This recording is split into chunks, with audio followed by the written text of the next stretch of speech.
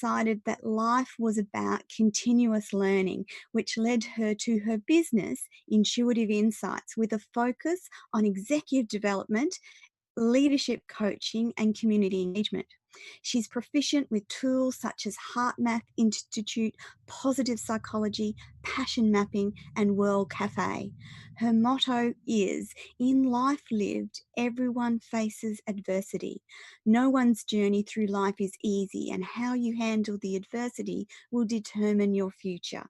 And the title of today's interview is called The Power of Passion, I'll start that again. The Power of Passion and Intention in Creating the Life You Want and Winning Against Odds.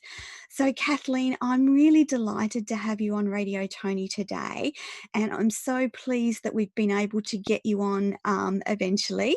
So, how are you? I know that you were a little stressed this morning, and I'm so sorry about that, but live radio can be quite stressful, and it's not just you. Many people coming on live radio, and this is particularly nerve-wracking because we're streaming live as well. So how are you, Kathleen? I'm really well, and I'm so delighted to be talking to you about one of my passions, which is passion maps. It's a wonderful concept, isn't it? Yeah, Before we delve too much more into passion maps, I really yeah. want to tell our audience about you because you're very special, Kathleen. So tell me a little bit, and at the cornerstone of your current story is a battle with a nasty stroke. And reading parts of your story quickly yesterday, my nursing brain was going, oh, that's not good. So, can you tell our listeners today, start about what your life was like before the stroke, and then we'll lead into talking about what happened at that traumatic time in your life?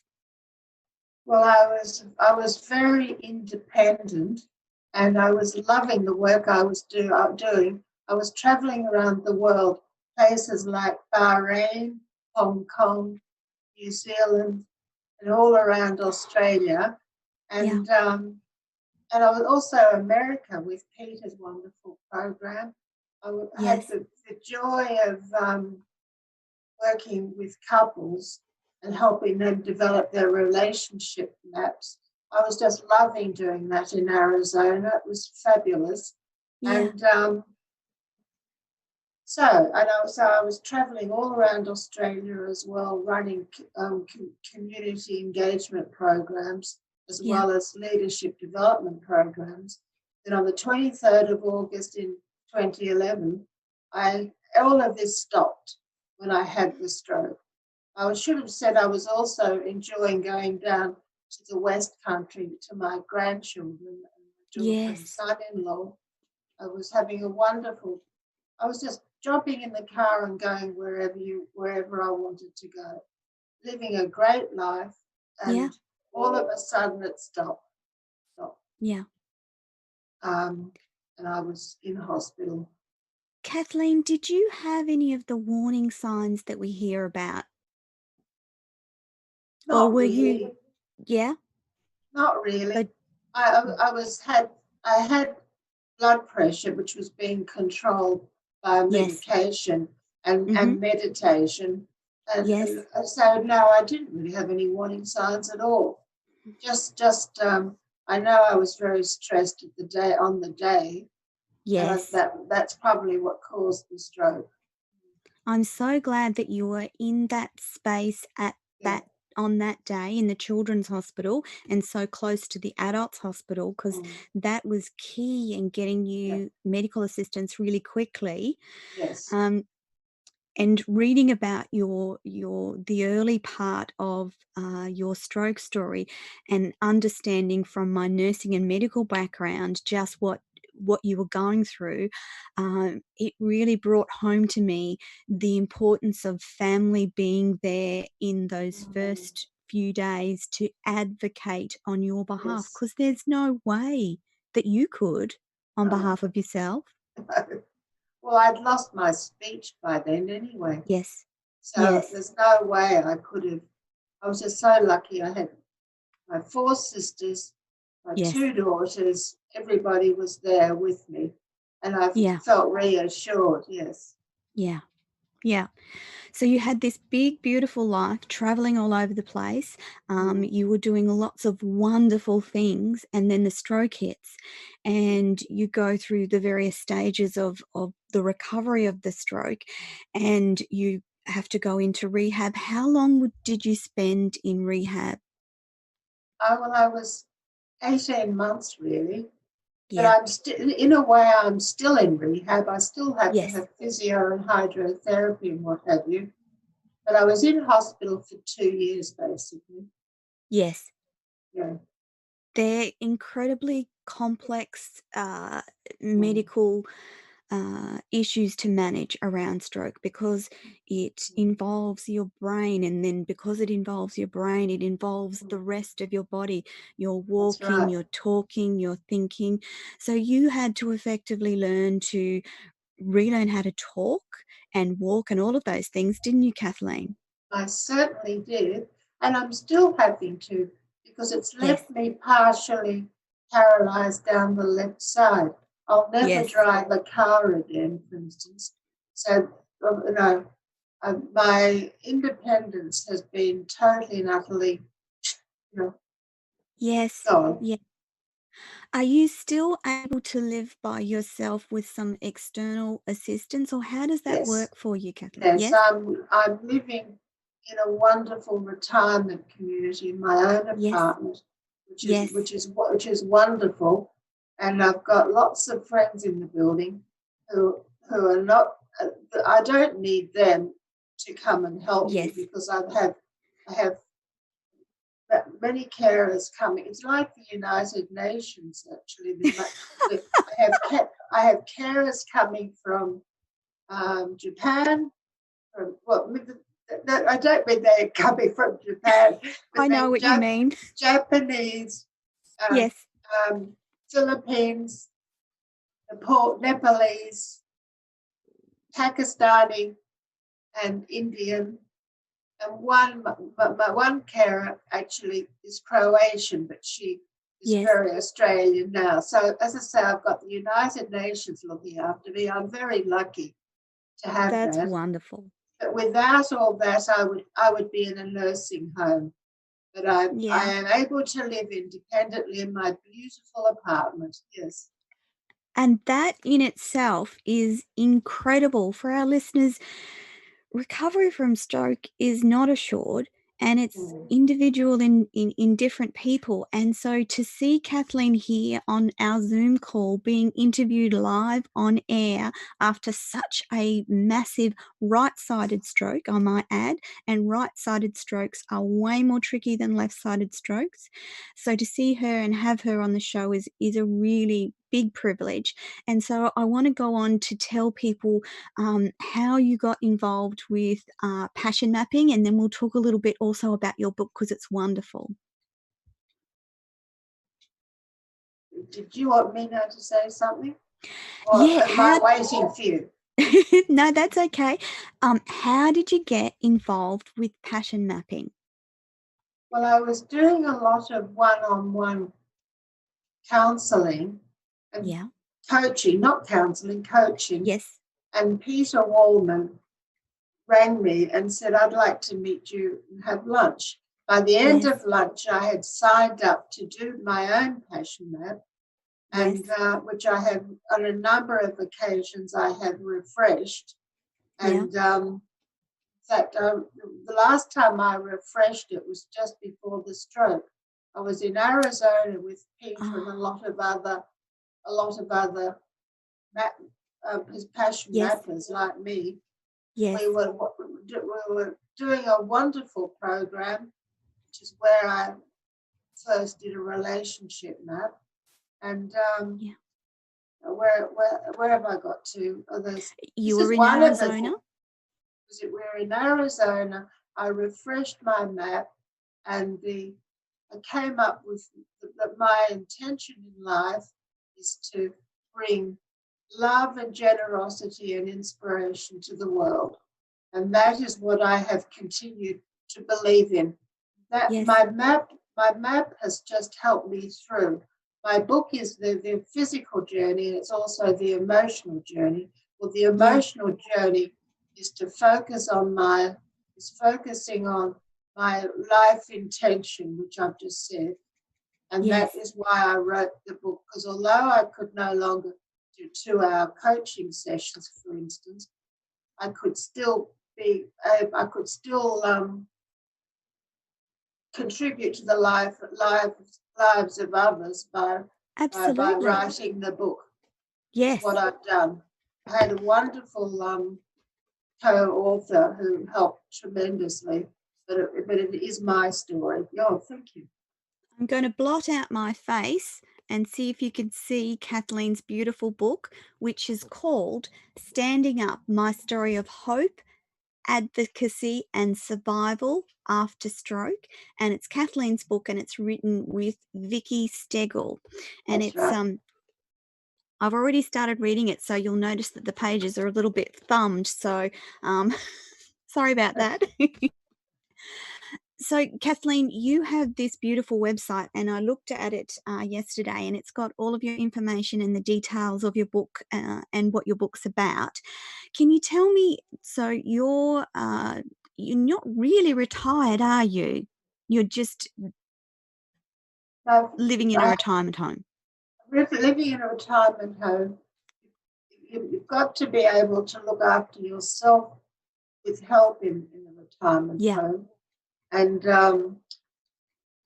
as I'm sort of not retired, because I'm No. no longer running Intuitive Insights. I'm now much more interested in sales of the books, Yes. my book, Yes. with the money going to the Macaulay Community Services for Women. And what does the Macaulay? What does it do? Macaulay Community Services for Women looks after women and their children escaping family violence, and Yes. also women who are homeless. So it's become a passion of mine to support it, because my Yes. daughter was working there she when she tragically died at the age of 37. And Yeah. she was running a program, had instituted a program to help children who are escaping family violence, helping children develop resilience through Yes. meditation and various other tools that she was trained in. Yes. Yes. Yeah. And so Macaulay is a passion of mine, because it keeps her legacy alive. Alive. It's terribly important to me. Yes. So, for Yes. instance, rather than birthday presents and Christmas presents, I ask family and friends to donate to Macaulay. Yes. And they can do that via your website as well, can't they, Kathleen? Yes. Yeah. Oh, I'm so Okay. sorry. So it's a while since your daughter passed away, isn't it? 5 years. Yeah. Yeah. Well, that's not a long time, really, is it? And did you find that being involved with what she was involved also aided in your recovery? Well, it was more my own the tools that I've been using with my clients, I was starting Yes. to use on myself. Yeah. For instance, there's one called Saying Hello Again, and which, just briefly, because people can Google it, or they can read my book and see a Yeah. bit about it. Saying Hello Again is about, I think to myself, how would Lucinda expect me to be behaving at the moment? Yes. And in fact, I keep this lovely photograph of her. I'll put it over my face for a minute. Oh, Kathleen, that's beautiful. Isn't she gorgeous? Oh, yes. And she was a gorgeous person as well. Yeah. Yeah. So I talked to that photograph, And I say, Yeah. okay, what should I be doing now? And her spirit is always with me, and she gives me the answer. Yeah. Yeah. And that's what saying hello again is. It's who would the person that you mourn, how would you expect them, how would they want you to be, is what I'm trying to Yes. say. Yeah. Yeah. So all of that must keep you pretty busy. How do you manage to fit it all in? Well, because I've got physio and hydrotherapy and Y- remedial massage as well. Yeah. But at the moment, of course, we're all locked down and we can't do those Pretty things, much. Yeah. which is very frustrating. It's frustrating for everybody, of course. Yes. But and I do have Zoom meetings with my grandchildren, which is wonderful. Yes. So you've seen your grandchildren? Because I know for me, Kathleen, I uh, I missed my grandson, like, so Mm. much. Even seeing him on FaceTime and video call, it Mm. just wasn't the same as No, it's having not. him in my Mm. space and, that child exuberism that just lights you up Mm. and how much they love their grandparents. Oh yes, that's right. But at least there is some connection with Zoom and FaceTime, yes. Yes. But I'm missing them all big time, yes. Yes, yes. We only saw our grandson, who is almost 4, after 3 months last weekend for Mother's Day because they kept their distance all that time, and then we just he came because we've got a farm and we have Oh, goats and llamas, and he's been around those animals since he was a baby. And so he come to see Nanny and Poppy and the goats and llamas, and he was happy again. So the grandkids haven't been able to visit you, just the Zoom and FaceTime. yes, yeah. Yeah, yeah. And you're able to keep up with the institute's work and help women and children via Zoom. Still, you're able to talk to people. Well, at the moment it's more just telephone, Yeah, really. But yeah, I think a FaceTime would be a good idea with them, yes.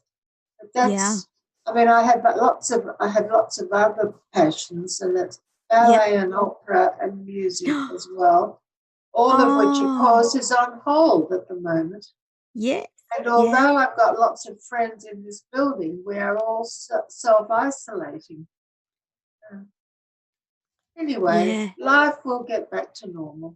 We just have I'm to be sure that it we will. have to be hopeful and optimistic. Two of Yeah. my main passions. I should hold up my passion map.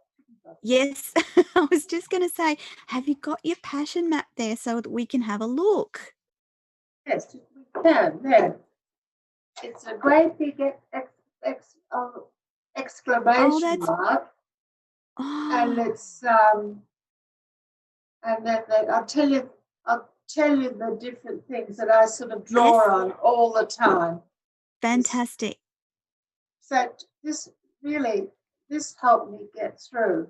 I've got Yeah, hope and courage as two of my passions.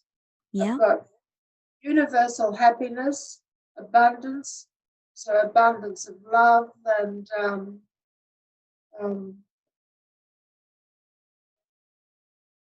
I've got generosity and spirit is a huge one for me. yes, And yes, joyful intimacy is another one. yeah. And so is unconditional love. Oh, Oh, and also there's also one that is the sense of the ridiculous. I've always had a rather quirky um, sense of humour.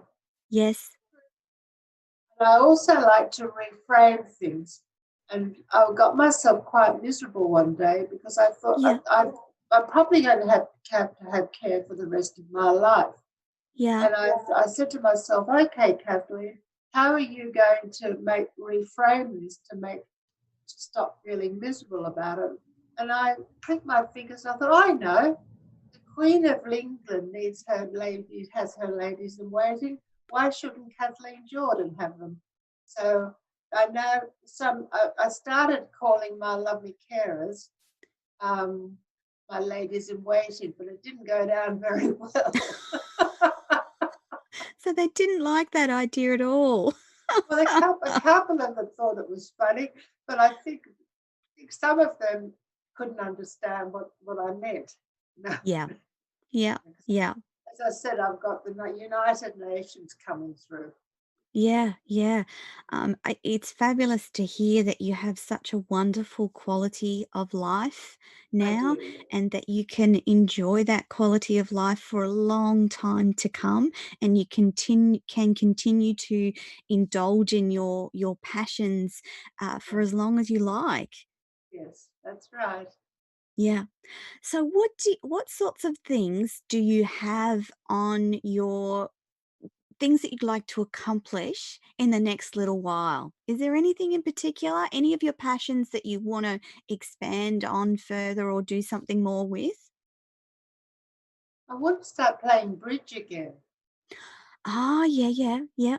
because, of course, that's not allowed at the moment because you've got four No. people sitting at a table um, using the same cards, and Mhm. it's just not allowed at the Yeah, moment. yeah, Hopefully, we'll get back to bridge soon, and yeah. I'm longing to get back into the hydrotherapy pool Yes, as well. And of yes. course, ballet and opera will be probably next year, not won't be this year now. Oh, No.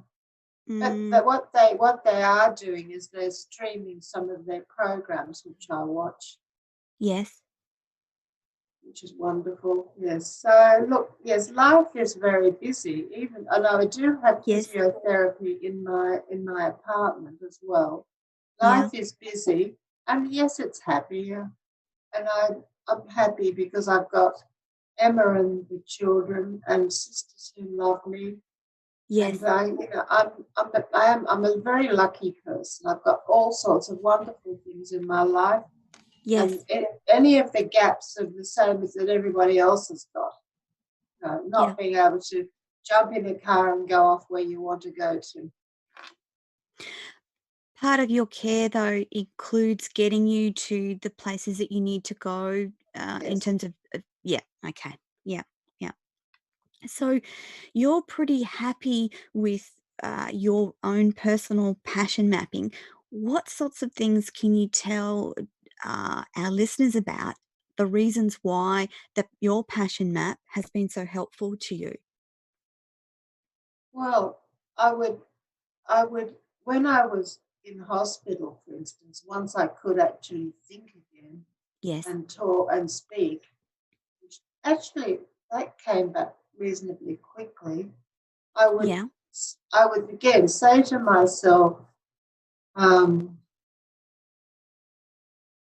what can I what how can I let people know that I'm grateful for the help that they're giving me?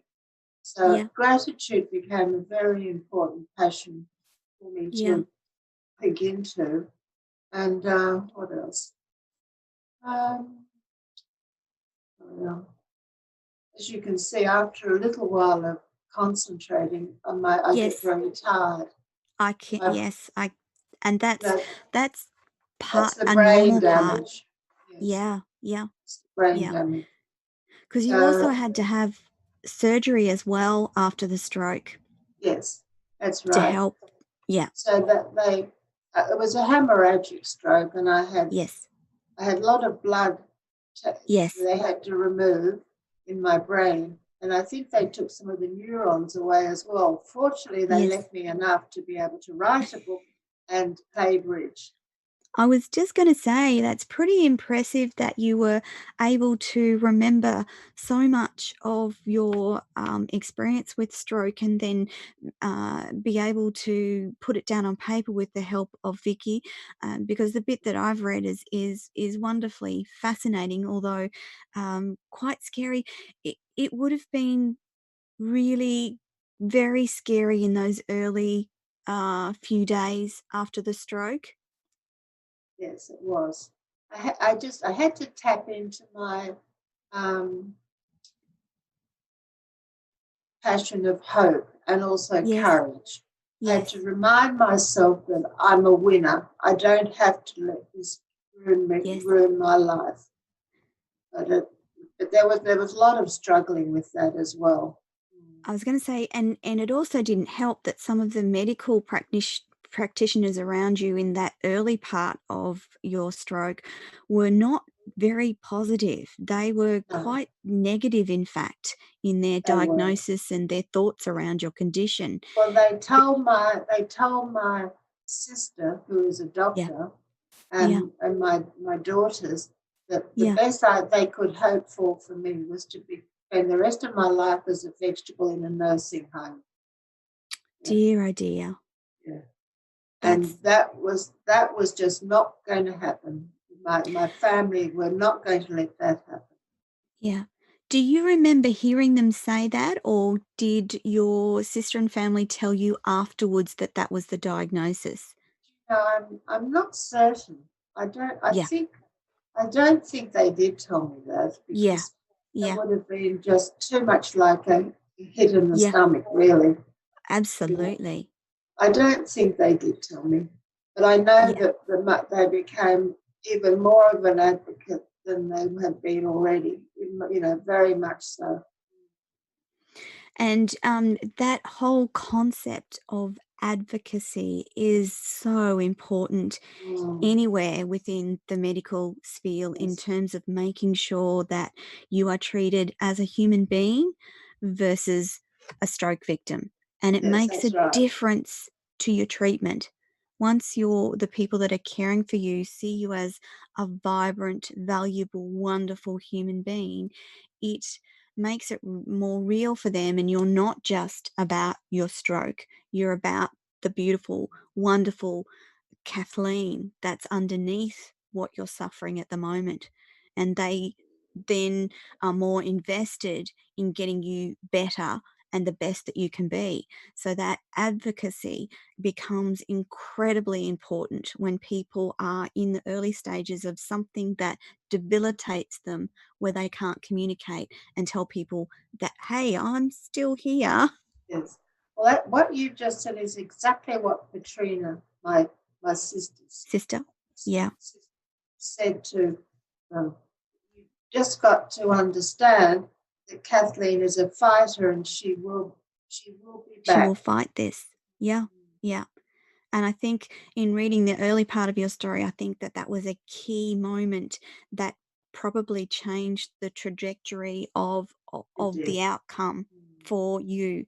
And I have to say, it's been beautiful to meet you. I haven't finished your story, but I have started it. And my nursing brain is very much tacked into all the things that you were saying around care and Yes. advocacy and all of those things that we still don't do very well, do we, Kathleen? Well, I think we need someone to do it for us. Yeah, In yeah. fact, lots of people have said to me, how would fat people have survived without their families? And my answer to that is, I do not I know. don't think, yeah, No. I agree. I agree.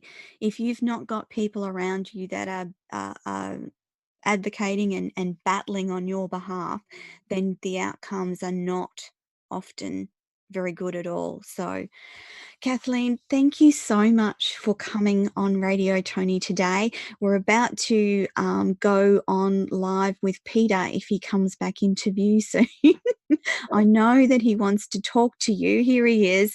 Um, thank you. I'm so sorry that we had a few little technical issues getting you, but you have been magnificent live on the show today. Wonderful to hear your story. And I'm going to pop this little book up on in front of my face for a moment because one more plug for Kathleen's beautiful book. It's called Standing Up: My Story of Hope, Advocacy and Survival After Stroke, and it's by Kathleen Jordan and Vicky Stegel. And proceeds from this wonderful book go to help with women and children fleeing domestic violence and abuse, which is an incredibly important thing to be involved in. So I'm going to hand over to Peter for a few words. Thank you so much, Kathleen. Thank you, Tony. And if you're ever in Melbourne, come and meet me. I'd I love love to see Melbourne. you. Good. I would love to see Okay. you too. Okay. Peter, Thank did you. you want to say goodbye to Kathleen? Yeah. Hello and goodbye, Kathleen. Lovely to Hi, listen to you, Peter. and lovely to see you. I don't get to Melbourne much, as you know, but that the time that we spent, or the times that I saw you during your recovery, was extraordinary. Just to talk about a fighting spirit you have, and I think I've told you that, you know, the fact that passion maps could play a part in your recovery was a big part of my coming back and restarting the business, because I thought if it can help with you as a stroke victim, it certainly can help with others. And don't I just have a responsibility to get it out there? So, you know, there's a big silver lining for me in terms of your stroke, and an extraordinary, I don't know, appreciation, gratitude for you and your fighting spirit. You know, it's just fabulous. A lot of people are suffering from different things these days, and the story sort of crosses not just stroke victims, but other people suffering different things. So thank you. Lovely to see you. And I hope to be in Melbourne. Good. I look forward to seeing you, Peter, and thank you for those kind words. Okay. And I know that I've worn you out after that interview, so we'll let you go, or you can stay as long as you like, Kathleen. Okay, I'll stay and listen. Okay. I'll stay and listen. Okay, good morning, Peter. How are you? I'm very well indeed. Nice to see you again. It's been a long time since yesterday. What, 12 hours? So for our listeners, Peter and I'm doing my own passion map, and the purpose of doing it in this format is so that we can take people on my journey as we discover what I'm passionate about. And so yesterday, Peter and I did the next stage in that passion mapping process, and I'll let Peter tell you a bit more about that. Yeah, well, I think what I've done previously is to show the viewers where we are in a big process. So I'll just share my screen here, and we are sliding down the deep dive model, going deeper and deeper into, or Toni's going deeper and deeper into herself. So we've been through, I think this is the 4th session, haven't we? And we've got down to the passion mapping part. Yeah. So that's a place where you really feel your essence. But I think it was just a real joy to work with you. And oh, thank you. And I remember at the end you said, "Are we done? That was so easy." I keep expecting it to be a little bit more difficult, but it's not. It's relatively painless. And that's a good thing. Well, it's sort of non-invasive. People think it might be therapy, or it might be it might be counselling, or it might be us telling you how to live your life, and it's actually not that at all. It's about helping you to, or guiding you to, your own inner wisdom and inner knowledge, picking up those gems, those treasures from deep inside, and then bringing them back into the world again. So that's what I found. Sorry, Peter. No, that's. I'd like to hear where you're at now with, after sitting with this for a little while. What I found most fascinating for me was the bodily reaction to the words that we were using, and the difference between words that resonated and words that didn't. So when Peter and I were going through the exercise, I had different elements, and in assessing how my body reacted to certain words. So can I use an example, Pete? Of course, yeah. So one of my passions is moments of joy and gratitude, and Try and say probably that it's without getting a smile on your face. see. And that was the same reaction when I was tapping into how my body felt when I said those words. So, moments of joy and gratitude for me are one of my highest passions, and I can feel it in my body. Now, before having never done anything quite like this before, uh, it sort of connected a lot in yesterday's session that the words that I was saying actually had a bodily reaction, which meant that they were perfect for me. And one of the other one of the other ones that I remember that had a strong bodily reaction was one that I've called unconditional goat love and joy. And again, it just makes me smile. And that was that was a really big thing for me to understand that I would know what these passions were simply by the way that my body was reacting. And there's other ones in there like Radio Tony and curious fascination with the world, and they all had different bodily reactions. Another one of my passions is around seeking justice and seeking truth, and that was a different reaction. So the joy and gratitude kind of comes from a feeling up here, and the injustice and seeking truth comes from the middle of my stomach and around my heart and up into my chest. And I found that fascinating, that when I found the right words that matched my particular passion, there was a definite body response.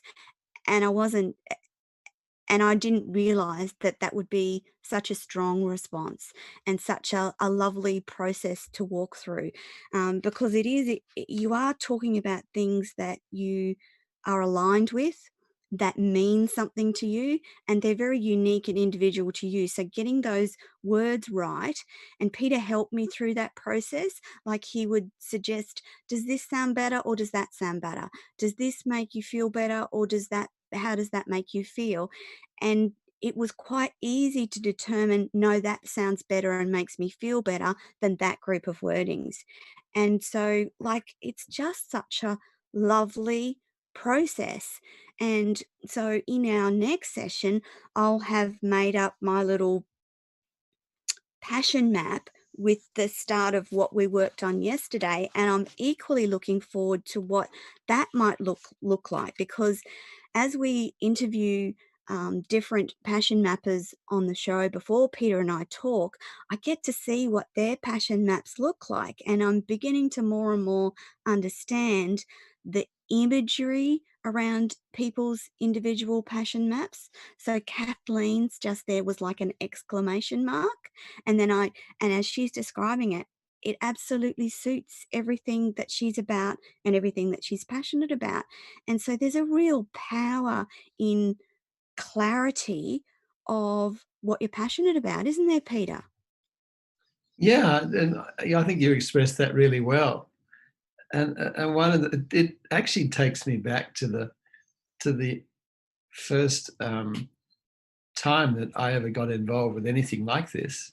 Yeah, yeah.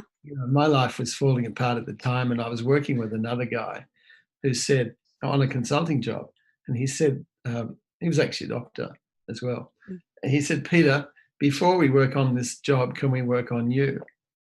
Which is a great Mm, vote of confidence, of mm, course, in my state of being. But it was true. I needed yeah, to, and I was in that place of, the past's gone and the future hasn't arrived yet. And it's hard to know, even if you pick up a glass of water, whether you move it from to here or to here. It's there's no ground yeah, to sort of live from.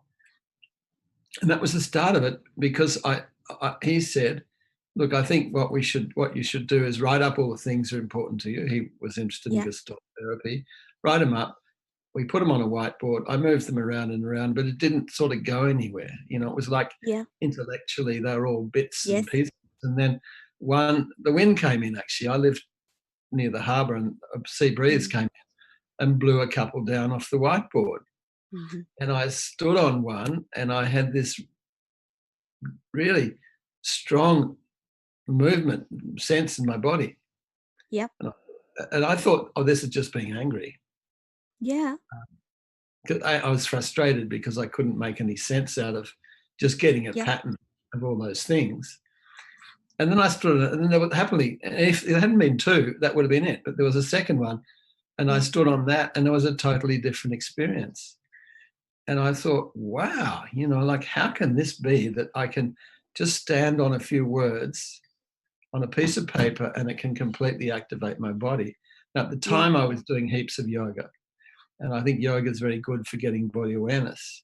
Yes. So then basically that was the start of it. And we, started playing with the ideas and then imagining what would it be like if we could capture all of the ways that we did this. And then the name changed to Passion Map. So I started Yeah. exploring passion.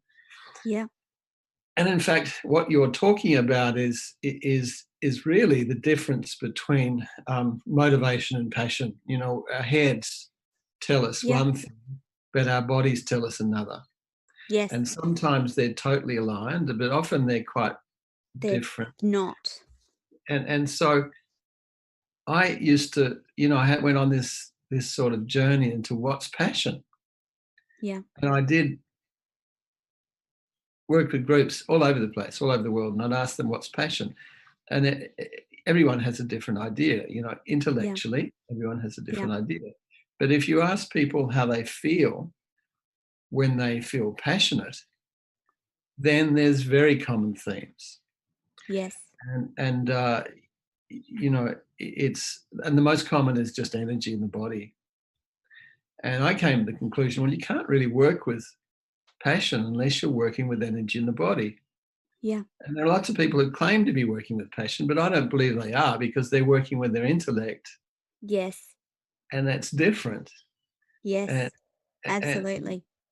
and so that was the genesis of it. So, it was wonderful that you had body awareness. But I also noticed as you got going, the first few were a bit weird because you're not used to doing that. Yes. Yeah. But towards the end, you got on a roll and they all popped, just Yeah. the correct phrases came up. Yeah. And it's very exciting as a coach or facilitator. Every one of the pops, when you get that phrase that just absolutely brings you alive. And And you you just know. don't it's really fascinating because it is. It's like, "Ah, that's it. No, that doesn't work. Ah, that works." And it's very uniquely around the wording, and it's unique to that person. I'm sure it's unique to everyone, so we can have similar passions, but the wording around those passions is absolutely unique to, the person doing the map. And I thought that that was just such a lovely process. And when you combine it with that, uh, I'll call it a meditative process, because when you go into that space where you shut everything else out of your world and just focus on finding your particular passions, and then at the end, the anchoring in of what it feels like, those things are important, I think, for your unconscious mind as well as your intellectual mind. Oh, absolutely. And I think one of the issues here is that we don't feel most things, like Yeah, most of those bodily, embodied reactions, we yeah, don't feel. And yeah, especially if we live in cities, because there's so many sensory inputs that we have to shut ourselves down. yes, There's so much noise that we shut our hearing down. There's so much advertising signs, we have to stop seeing things. social There's so much media, noise and we just the stop world. smelling. So our senses close right down. Yeah, Now you're fortunate in that you live in on a farm, yeah, so it doesn't happen for you, and so your capacity to notice those feelings is higher than someone yeah, would be in the city. So in the process we run, we do need to take people to a place where they are really in tune with what's arising for them. How's yes, that energy of passion arising for them? yeah, And that's a particular place. Yeah. wasn't hard for you to get there. It takes a while for some people in the city who've just come out of a stressful meeting or whatever to do Which that. is and that's precisely why you normally do this process in a face-to-face, manner, and so it's a bit experimental doing it via Zoom and online versus doing it in person. So my experiment you using me as an experiment to see how it works on Zoom, I guess it's going to be about whether we can get the the particular person doing their passion map to quiet their mind so that they can tap into those bodily reactions to their passions, isn't it? And that's Yeah, it easier is. to do when It they're is. segregated, seg- they're taken away from their normal life. Yeah, I mean, it's really interesting you should mention that because we've actually found it pretty good results. Okay. And in fact, one of the advantages of everyone shut down is they have much quieter minds. Yes. They're more connected with themselves. They're considering what is important for them because they can't do it. They need to think about it. So it's going to be really interesting to see how that changes after this lockdown. Well, But I was just going to say, uh, not only do I get the pleasure of working with you doing this mapping process, it coincides with a period of time that we've never experienced before when everyone's been in lockdown, forced to stay home, move their stuff online. And for me in particular, it's absolutely made me clarify what's important to me and the importance of being slower and not being so busy and taking time out have all been highlighted to me in such a way as to like stop me doing all the busyness that I used to do. That's going to be powerfully important coming out the other side of COVID. yeah, I think so. I think so. Yeah. And It's combining that with what will be my passion map will absolutely drive what happens in terms of what I want to do business wise and life wise in the future. So I feel incredibly uh, grateful for this time. And I know that there's a lot of people struggling, and particularly when you talk to people like Kathleen, who by virtue of them being in care and they can't go and see the grandkids and the grandkids can't come and see them and all those sorts of things, but she's still managing to get that beautiful message of hers out about how her passions still drive her life despite all the things that she's been through. She still has that roadmap of what to hang on to, and that's what I'm looking forward to, having that roadmap that will help guide everything that I do in the future. So if it doesn't align with what I've developed on my map, then is it really important? Can I let it go? Probably. Yeah, I think And there so. won't I think yeah, so. I think that's the yeah, place that Kathleen's in. If it's not on a map, why do it? That's yeah. what that's what brings her alive. I That's what have I've heard that from a number of our interviewees so far, that if they look at their map and if it's not on their map, they can easily just say no, and it's no drama anymore.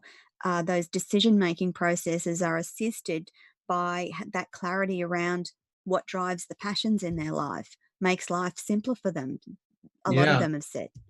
yeah, I think so. I think the process validates us.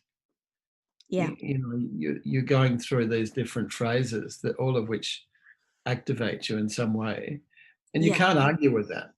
yeah, You yeah. can't argue with the way that you feel. You can't say I don't feel the way I feel, Mm. but you can argue with what you think. Yes, And yeah, in fact, a lot of depression, I think, is these arguments in the head about going round and round or down and down. So yeah, in the process of all of those embodied responses and then bringing them together, although we don't talk about it, I think most people have a deep sense of self-validation. Hey, this yes, is me. This is absolutely me. That's what's important. It can be a roadmap to live my life from. Yeah. It might change a bit from time to time, but and the other thing that comes up for me, Tony, is the self-talk. Yes. You know, what you realize from this is just everything you say, everything you hear Yeah. has an impact on you physically. Yes. And I think a lot of that leads to illness if it's not managed. Yes. So, you know, people don't realize that the language they use Mm. is actually impacting their body at that instant. Yes. And in impacting that, that's actually influencing their health. Yeah. So when I started this work, I had no interest in taking it into the health space, but Yeah. I think it has a real role in that to play. I do. So, Especially after talking to Kathleen this morning. yeah, I think she's a pretty amazing woman, Yeah. and Definitely. and you know, I actually went to the hospital not long after she'd had a stroke. She could hardly move, Yeah. and I think her sister must have put her patient map on the wall, Yeah. but she had it right next to her in the ward, and you know, she mumbled about it when I saw her. To see her Yeah. Yeah. now, Yeah. and you know, probably, you know, the fact that she was supposed to be on the not to be resuscitated list, Yes. and you wonder how many people um, There's are in lots. that situation. And That's lots. she had the capacity to say, "This is me. This is Mm. what's important. This is what I'm going to aim for." And you heard her Yeah. talk about that in the interview. I was very Yeah. moved because I was sort of, you know, I was dropping in on her from time to time, Yeah. period, and just seeing her. Oh, it was tragic to see her first off. I mean, I got tears in Yeah. my eyes just thinking about it. Yeah. But she's and I'm very proud that she actually she even with all of what was going on, she had the sense to actually use that. And she'd worked with me Yeah. on a lot of programs. So Yeah. it's still very sad to see her as she is, but it's also quite inspiring as well. Yeah. Yeah. She she is an incredible example of the power of the mind. Even a fractured, broken mind, Yeah, still powerful. Still powerful. yeah. And the power of intention. Yeah. Yeah. Yeah. Yeah. She Oh my goodness, we're just about out of time, Peter. I've just looked at the clock and gone, we've been chatting we away. haven't even started. Anyway, I'm looking forward to the next one. The next one, we're going to answer the question of so what? You've got to this place now. So Yes. what? Yeah. Where Yeah. do we go from here? We before we go, we need to mention that there's a wonderful video on passionmaps.com/free. It's the next in the series of videos by Peter, and it's our giveaway for today. And before we completely run out of time, Kathleen, if you're still listening, what a pleasure to have you on Radio Tony and the Passion Project. Peter, as always, I adore working with you and doing this process live online. And to all our listeners and watchers out there, thank you so much for tuning in to Radio Tony and the Passion Project this week. And we will be back next week to join you all for another episode of Radio Tony and the Passion Project. Over to you, Don.